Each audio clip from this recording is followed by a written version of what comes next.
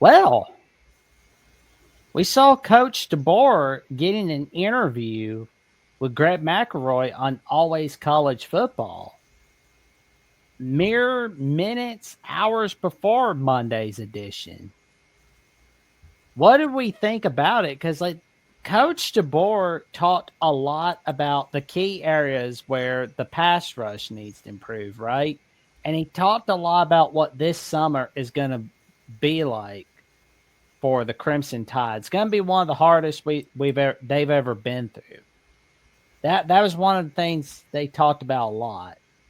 What did you think of this interview? How did he handle himself? I mean, he means business. Like, he knows that this season matters. I mean, that's all you can say. You know, he's not backing down to the pressure, and he's not trying to put the pressure on the players, but he's trying to challenge them to get better. It's a good approach. I think definitely, when you look at the pass rush last season, I don't want to say it was non-existent, but they did not put a ton of pressure on the opposing quarterback like in years past. I mean, we remember those classic games when our defense was so great that Leonard Fournette had 17 rushing yards. Like, we didn't allow the other team to run the ball, and we always had the other team's quarterback on the ground multiple times a game. So much so some plays were so violent we got flagged for it. Penalties galore happen all the time because we would hit so hard. I mean, you don't want to get penalties, but you want to play great defense. I felt like last year our defense, it wasn't soft, but it wasn't stout. So definitely, showing with DeBoer's statements, he wants our defense to be a lot more fierce and violent than it was last year, because that's going to help us win more. I mean, you look at that Vanderbilt game, that Pacific game, we would have won if our defense played better. Yeah, I So mean, if you have a great defense this upcoming season, it's going to allow the offense to not be perfect and make more mistakes. So I like his approach, and definitely hope it translates this fall. Yeah. I'm going to be honest with you. I think their defense is going to be really, really good. I think it's going be, to me, top five going in. I would put top three defenses. I mean,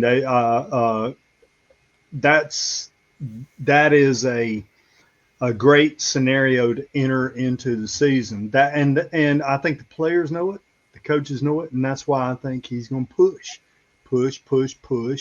And now they know who he is. They know his character. They know his personality. He can ask a lot more, and I think he will. And defensively, I mean, they're stacked.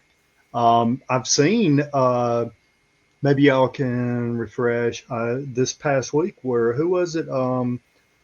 Alabama was preseason number two, one of these prognosticators or whatever, number two, and it was based a lot on the defense. And I think Ohio State was number one, Alabama was number two.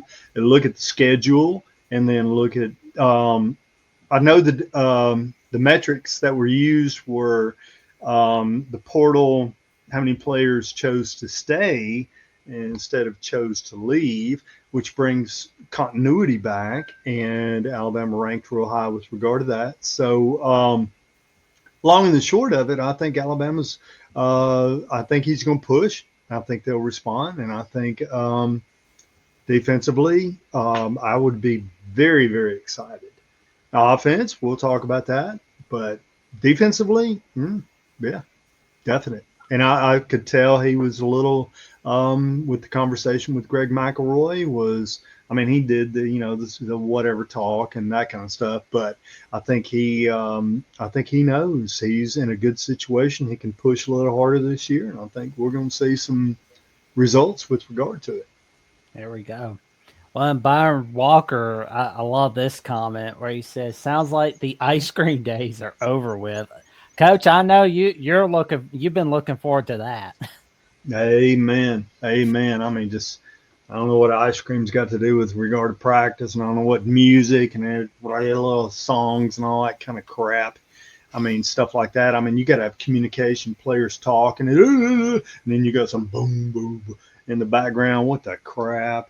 even when they're sprinting, you need coaches screaming and hollering at you. Come on, pick it up, pick it up, pick it up. And so while you're playing music and everybody's getting in the little jam and all, what's that got to do with that's not going to be happening during the play in a game. They're not going to have a little highlight video and a little jam going on while you're breaking the huddle and walking up and get your little groove going on. Maybe it would pump them up if they played some AC/DC or Van Halen or something instead of whatever they listen to. Maybe play Business from Eminem. Maybe they can play that. Or maybe they can play Slap Him in the Nose, Punch Him in the Nose, take that shoe and kick him up his little whatever. Maybe they can play that and whatever before the play snaps instead of a slow groove. I don't know. It's crazy, man. Yeah. or they could play Come On, Feel the Noise. Like, that'll get you pumped up. Yeah, Quiet Riot. Hey, you want to put a scare on somebody, play that song. That'll put a scare into your opponents. So instead of listening to the calls, hey, check. Here we're, come on, feel the noise. Get so instead of check, that kind of stuff. We're not gonna take it, Twisted Sister. We ain't gonna take it. We're not gonna take it anymore. Twisted Sister. Forget the checks and the. That kind of stuff. We're on jam. Yeah, I was like, there you go. I mean, put a scare. That's how you put a scare into your opponents right there. Just play some loud music. I mean, it's like, I don't think there's any rules against that, are there? No. I mean, like I said, it's better. You don't get fined. It's better music than whatever a lot of the stuff people listen to these days. I don't know. Guys, it kills me because times have changed so much. But I've gone to some hockey, around here. We got Huntsville and everything, the Havoc, and I go to hockey, and it's the whole whatever there in the background thumping out all this music and stuff like that. And I'm sitting there thinking to myself, how can these guys on, skating or whatever on the ice, how can they hear and communicate when they got all this dang stupid music in the background? Just whatever. It's great for the fans, but what about the players and stuff like that? And I mean, it's just, going to and today, I mean, only music needs to be played during a football game. It's from the home band or the visiting band. Okay, all the Dixieland Delight and what does Florida play? Tom Petty. I mean, all this kind of what is it? Just the marching bands, and that's it. I mean, the band can learn how to play some of those songs, and then they can play it. Some bands do that.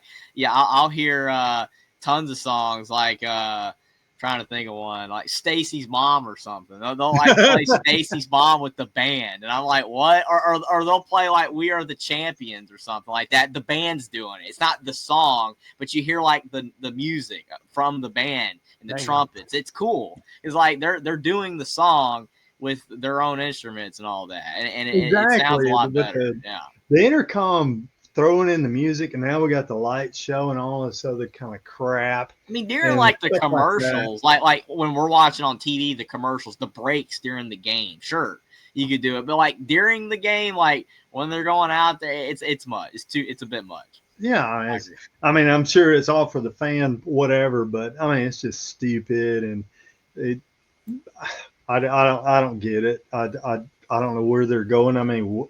Good Lord, who knows what's going to happen in 50 years? Y'all still be around. I won't be, and y'all be talking about, I remember, that kind of, it's just crazy. I mean, it's just all this stupid, has nothing to do with the game. Oh, man. Well, I will say, though, I'm looking forward to what we've got for 2025. I'm hoping we've learned from Alabama, South Carolina as well, where we almost blew it. But I've got a feeling Caleb DeBoer's on there. He is just on their butts about that one. Like, I just do not want to see another Oklahoma game. I don't care what happens. I do not want to see another Oklahoma game, or frankly, that Michigan game in the bowl game. I mean, we can lose next season. That's fine. We can lose a game or two next season. But how we lose, like if we play a B+ game, hard fought game, made a couple mistakes, just fell on the wrong end, lost by a few, whatever. But we cannot go out there like we did against Oklahoma and get shellacked against a mediocre team, frankly, a bad team, and we didn't even try. We were horrible. Like our defense was okay at best, and our offense was horrid in that game.